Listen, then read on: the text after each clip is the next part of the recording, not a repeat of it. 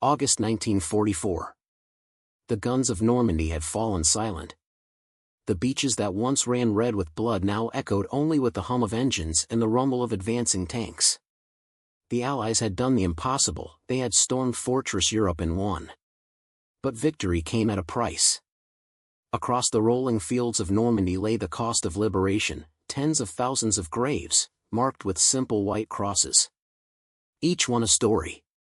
Each one a sacrifice. From the moment the first Allied soldiers landed on June 6, 1944, to the liberation of Paris 10 weeks later, more than 425,000 soldiers, Allied and German, were killed, wounded, or went missing. Towns were destroyed, civilians displaced, and the French countryside was left scarred by battle. Yet, out of that destruction came hope, the rebirth of freedom in Europe. As the Allies surged beyond Normandy, the momentum of war shifted decisively. Hitler's armies, once unstoppable, were now retreating on every front. From the west, Allied forces pushed through France and Belgium. From the east, the Soviet Red Army advanced across Poland and the Balkans. The walls of Nazi Germany were closing in. But the war was far from over. In December 1944, Hitler launched one last desperate gamble, the Battle of the Bulge.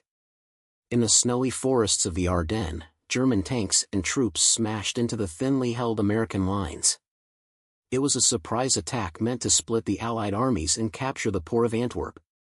For weeks, fighting raged in freezing temperatures. Entire towns were surrounded.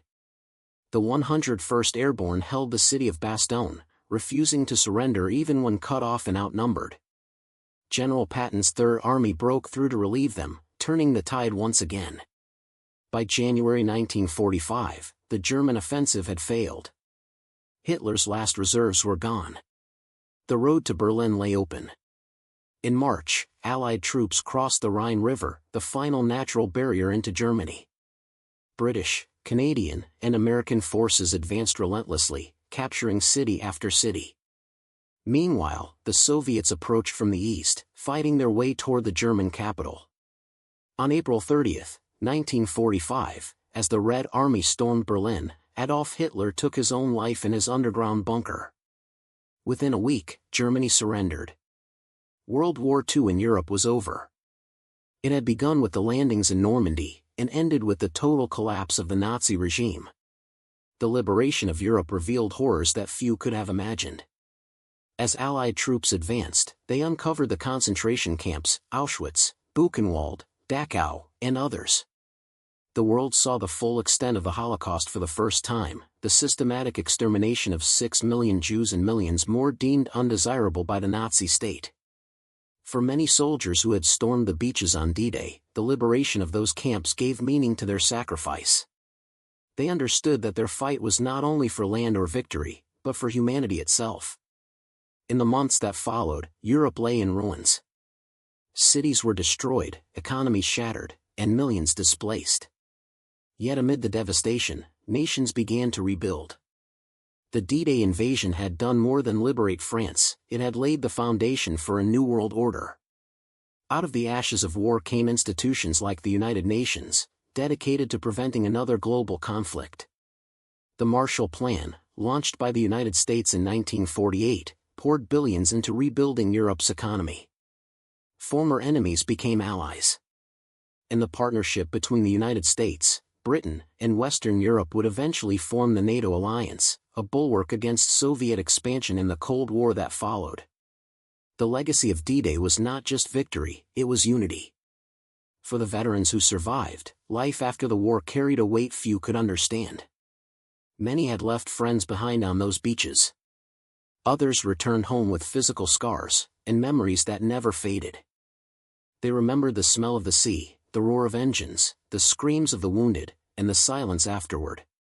Some could never speak of it.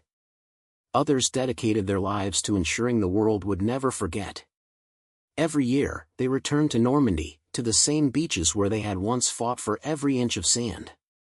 They stood among the rows of crosses, remembering faces, names, and moments frozen in time. At Omaha Beach, the American cemetery stretches across the bluffs overlooking the sea.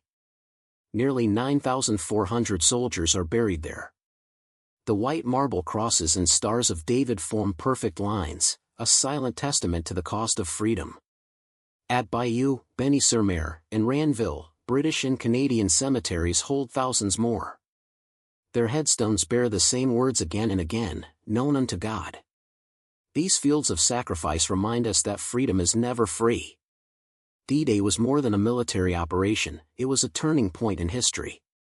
It represented the combined courage of men and women from more than a dozen nations. Americans, Britons, Canadians, Poles, Norwegians, Australians, Free French, all fighting side by side under one banner of liberation. The invasion showed that unity could overcome tyranny, that coordination and sacrifice could defeat even the most powerful evil. Eisenhower, in his message to the troops before the invasion, had written, "The eyes of the world are upon you. The hopes and prayers of liberty-loving people everywhere march with you." Those words define not just a moment, but a generation. Today, nearly a century later, the beaches of Normandy are quiet. The bunkers are overgrown. The tide washes gently over the same sands that once ran red with blood. Tourists walk where soldiers once crawled. Children play where men once died. But if you stand there long enough, you can almost hear it, the echo of engines, the crash of waves, the distant thunder of artillery. D-Day endures because it represents the very best of humanity, courage, sacrifice, and hope. It reminds us that even in our darkest hours, ordinary people can rise to extraordinary challenges. That tyranny can be defeated. That freedom is worth the fight. The men who crossed the English Channel on June 6, 1944, didn't know if they would make it home. But they went anyway. They carried the weight of the free world on their shoulders, and they changed history.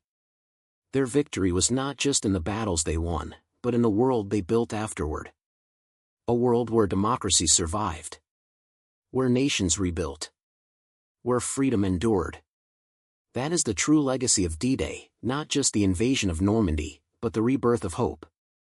June 6, 1944, the day that turned the tide of war. The day that defined a generation. The day the world began to move from darkness into light.